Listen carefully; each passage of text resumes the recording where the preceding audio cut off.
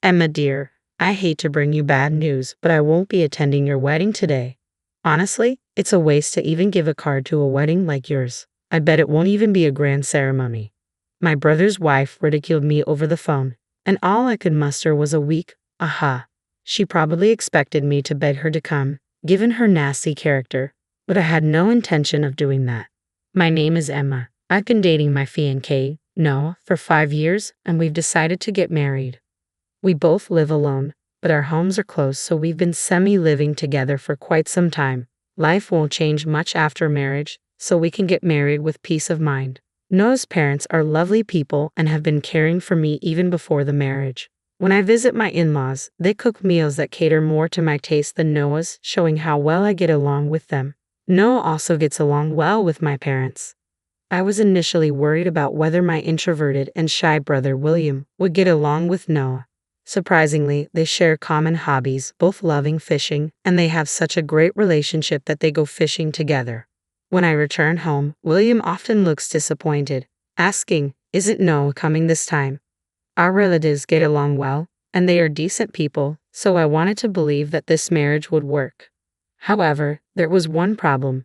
My brother's wife has an appalling character.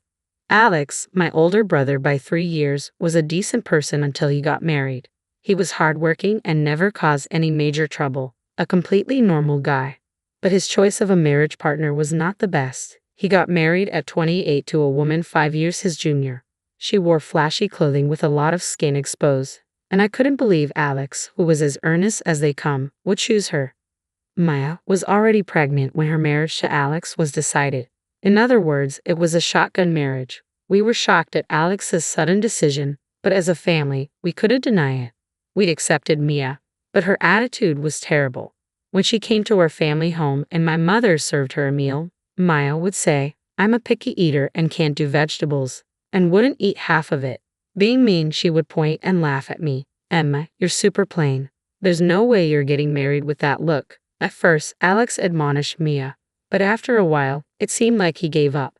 After their child was born, Maya didn't seem to care much about childcare, and Alex was almost single-handedly raising the child during his parental leave. Maya went out to play every night, but Alex forgave her, saying, "Maya is still young." From my perspective, I couldn't understand why Alex could tolerate such a lifestyle, but Alex always smiled peacefully and said, "As long as the child is happy, that's all that matters." When the child of Alex and Maya turned 5, Noah and I decided to get married.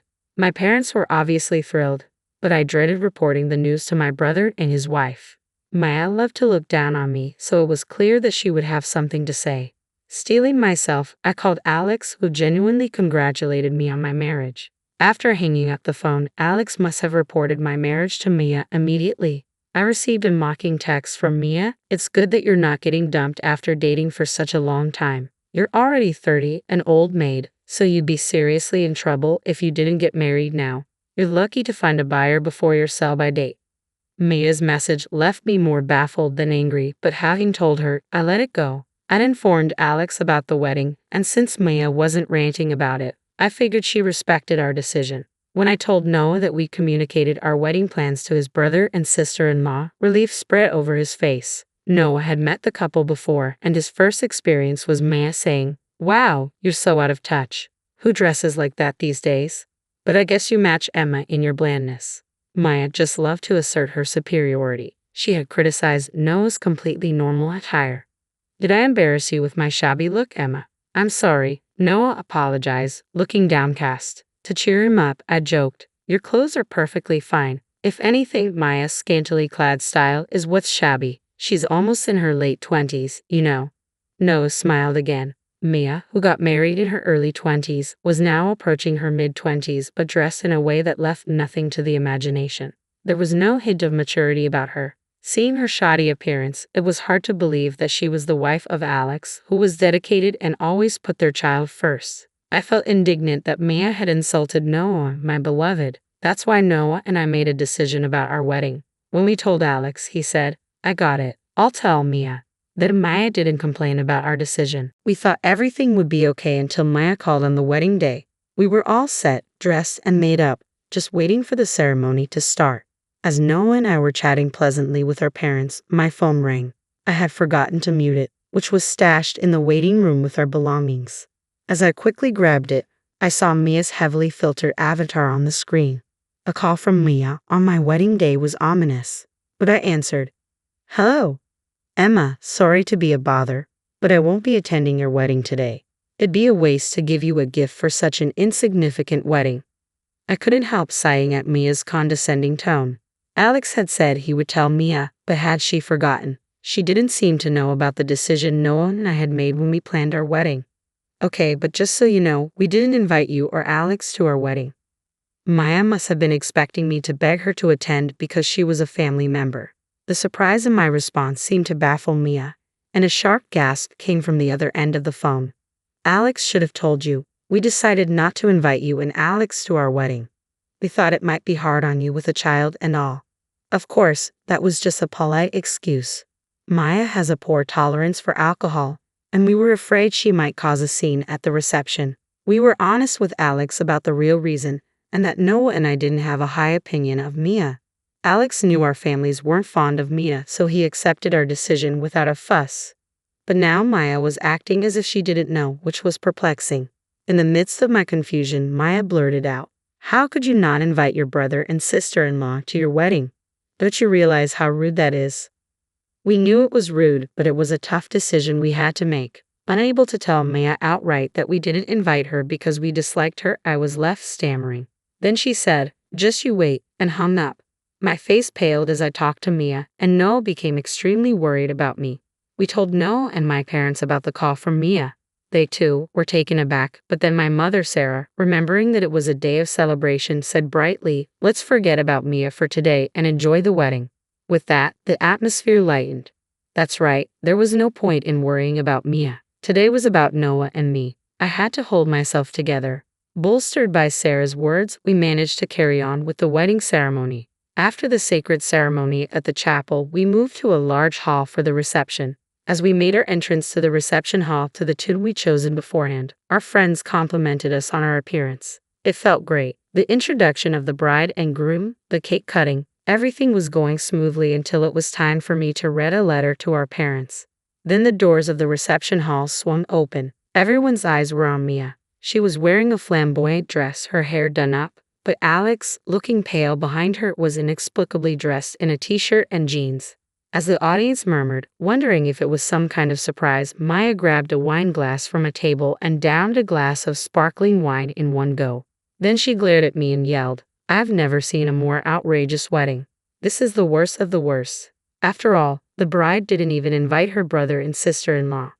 This wasn't a surprise performance. As the guests realized what was happening and started to whisper, my parents hurried over to Maya to calm her down, but Maya was unstoppable. Looking around the hall, she said to Alex, "This place is so tacky.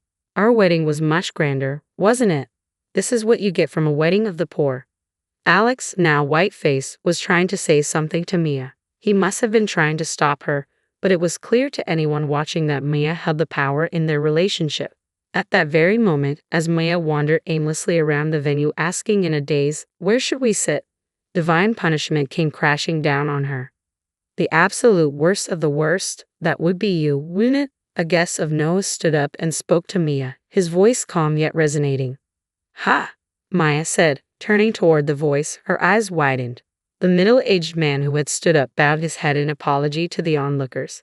"The overdressed woman, that's one of my employees. I'm terribly sorry she's ruined your ceremony." Noah, sitting next to me, voiced his surprise. All I knew about this man was that he was a fishing buddy of Noah's. Despite their age difference, I had heard they had a great time talking about fishing. It seemed that Noah had no idea this man was a CEO, let alone the CEO of the company where Maya worked. Even when I asked him what was going on, all Noah could do was shake his head in confusion.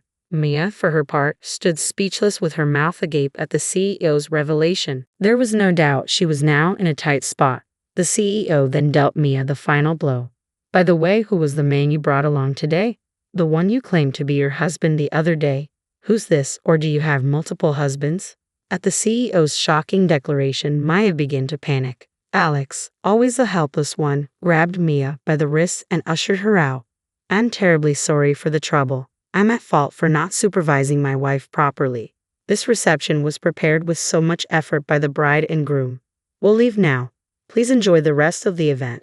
In the center of the venue, Alex made Maya bow her head in apology, then led her out of the venue.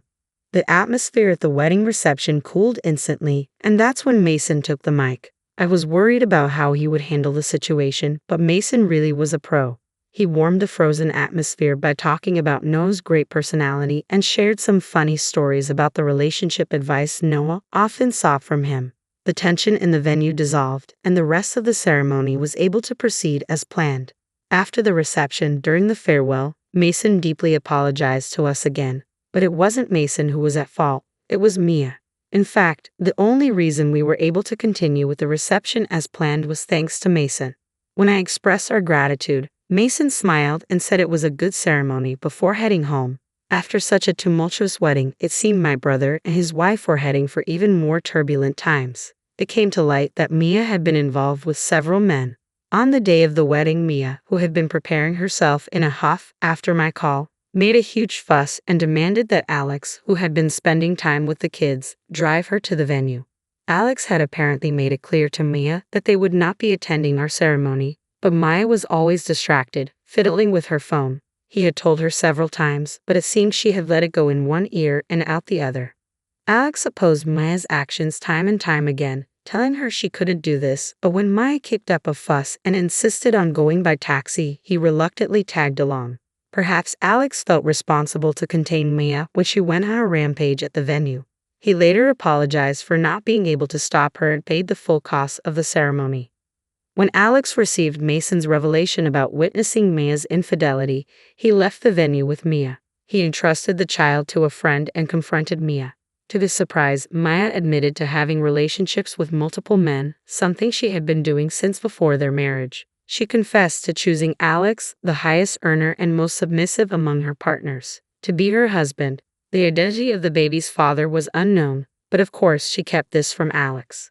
This meant Alex could have been raising a child that was not his own. Shocked, Alex conducted a DNA test with the child. The DNA test confirmed they were not related. Despite his agony, Alex decided he wanted custody after the divorce. Maya treated the child with indifference, and Alex felt he couldn't trust the child to her. Maya probably never wanted the child in the first place, so she easily gave up custody to Alex. However, they had numerous disputes over alimony during the divorce proceedings.